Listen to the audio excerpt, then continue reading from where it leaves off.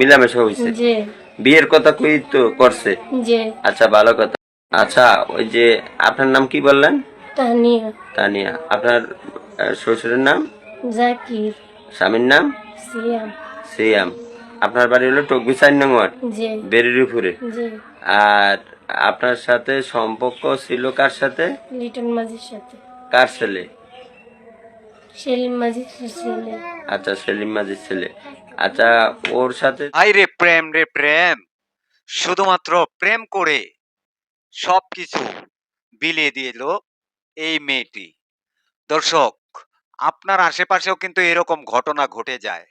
অবশ্যই এই ভিডিওটা অন্তত শেষ পর্যন্ত দেখে সচেতন হন। এই যুগের ছেলেমেয়েরা যে কতটুকু প্রেমের নামে তারা কিভাবে নিজের দেহ বিলিয়ে দিচ্ছে, সম্পূর্ণ ভিডিওটা দেখেন।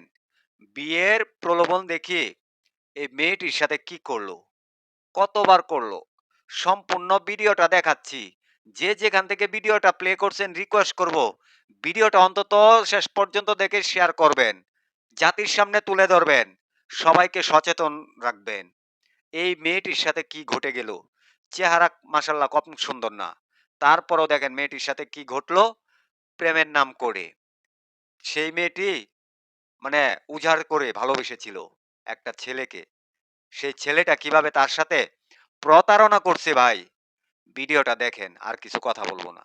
মিলামেশা হয়েছে? জি বিয়ের কথা কই তো করছে? জি। আচ্ছা, ভালো কথা। আচ্ছা, ওই যে আপনার নাম কি বললেন? তানিয়া। তানিয়া। আপনার শ্বশুরের নাম? জাকির। স্বামীর নাম? সিয়াম। সিয়াম। আপনার বাড়ি হলো টকবি ৪ নং ওয়ার্ড, জি বেরিরপুরে। জি।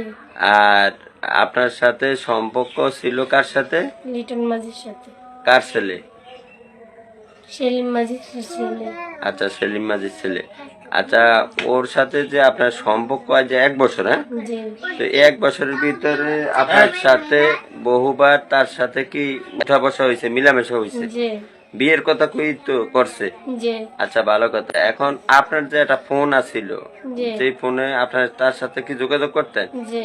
ওটা কি আপনার নিজের ফোন না সে দিছে? এটা আমার নিজের স্বামীর ফোন আর কি আছে, আচ্ছা, আমার কাছে তো দিয়ে সেই দিছে। ফোনে অনেক কি আপনার কি আছে, কোনো ডকুমেন্টস আছে? আর কিছু রেকর্ড আছে। আচ্ছা, রেকর্ড ডকুমেন্টস আছে, তো সেজন্য ওই ফোনটা এখন কই? লুকিয়ে লাইছে নিয়ে আমার কে? কাছে। লিটন মাঝি কি কি করে লুকাইছে? বলছে যে দেখুন কয়া। দেখুন করে নিয়ে গেছে? যে মানে ওই ডকুমেন্টস থাকার কারণে যে এজন্য নিয়ে গেছে? যাই না তো নিয়ে গেছে। কইছে যে তোমারে বিয়ের পরে দিব নাকি? যে কইছে বিয়ের পর আমাকে মোবাইল দিবে। এখন সে নিয়ে যায়, হ্যাঁ? জি তাহলে ফোনটা তোমার, কিন্তু হে নিয়ে গেছে, হ্যাঁ? জি এটা তোমার জামের ফোন। জি মানে যেহেতু ডকুমেন্টস আছে এজন্য ও নিয়ে গেছে, কইছে যে আমি বিয়ের পরে তোমারে দিব। জি। আর ফোনটা দেয় না। কয়দিন হয়েছে নিচে? 10 দিন। 2 দিনের মানুষ তো নইছে। জি এখানে তো ফোন আছে, তোর নাম্বার আছে, ইয়ে আছে। নাম্বার আমি আপনার করে আপনার লগে আলো সত্যি আপনার নাম্বার আই কি পাইতাম পারি না। না, কলিং আছে। সম্পর্ক না বুঝলে আমার তো আসে তার না এবারে তো আসে তার না এবারে তো আসে তার না। না, তোমার আসেন কেন? কি আরে ভাষাটা আছে কি কারণে? আমি জানি না। আরে কি জানে আমরা কই শুনেন। দর্শক, এই যে ভিডিওটা দেখেছেন, মেয়েটির কথাগুলো শুনছেন। এখন আমার প্রশ্ন হলো, আপনারা কমেন্ট বক্সে কমেন্ট করবেন, এখানে প্রকৃত অপরাধ কে? প্রকৃত অপরাধ কি ছেলেটি, নাকি ছেলেটির সাথে এই মেয়েটিও? কারণ দুইজন যদি মিল না হতো তাহলে তো এইসব কাজে জড়ানোর কোনো প্রশ্নই ওঠে না।